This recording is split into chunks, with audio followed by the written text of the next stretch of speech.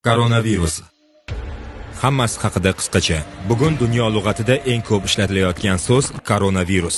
2019-yilning dekabr oyida Xitoyda tarqalgan COVID-19 mutlaqo boshqacha va yangi bo'lib chiqdi. Va butun dunyo oldiga katta savol qo'ydi. Nima qilish kerak? Savollar ko'paygani sayin raqamlar ham oshib bormoqda.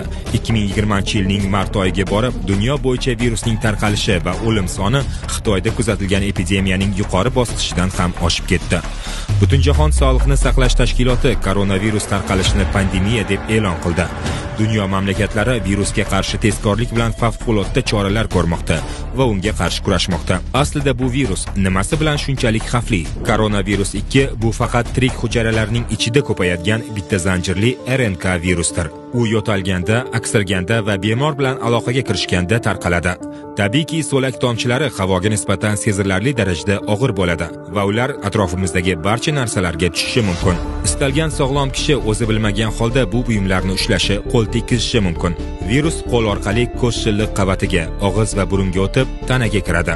Tezda organizmni zabt etadi. Virus turli ichki a'zolarning ichki qatlami, ya'ni epiteliylariga yetib boradi. Shundan so'ng virus makkorona harakatni boshlaydi. Uning toshsimon o'simtalari organizm uchun foydali bo'lgan moddalarga taqlid qilib, ularga o'xshab oladi.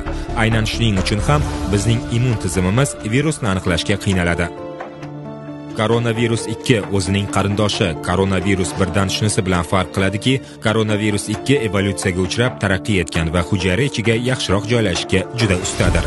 Aldangan retseptorlar uni ishonch bilan membranaga biriktiradi. Shu taxlit dushman RNK osonlik bilan ichkariga kirib oladi.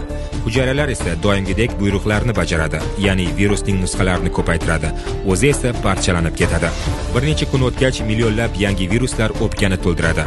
Immun tizimi bizni himoya qilishga kirishadi.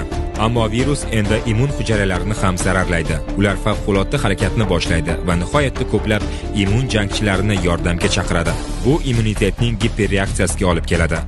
Bu jangchilar sog'lom hujayralarni ham yo'q qilishni boshlaydi. Bu kurashda o'zimiznikilar ham, dushman hujayralar ham halok bo'ladi. Albatta, bularning barchasi yaxshilik bilan, ortiqcha zararlarsiz, faqat isitma, yo'tal bilan nihoyasiga yetishi mumkin. Biroq jiddiy asoratlarga ham sabab bo'lishi mumkin. Agar epiteliy sezilarli darajada shikastlansa, pnevmoniya, zotiljam boshlanadi va u o'lim bilan yakunlanishi ehtimoli bor. Bunday vaziyatda bemor sun'iy nafas olish apparatiga ulanadi. Yodingizda bo'lsa, inson 7-14 kungacha o'zi bilmagan holda virusni olib yurishi mumkin. U esa bu vaqt oralig'ida ko'plab insonlarga o'tishga ulguradi.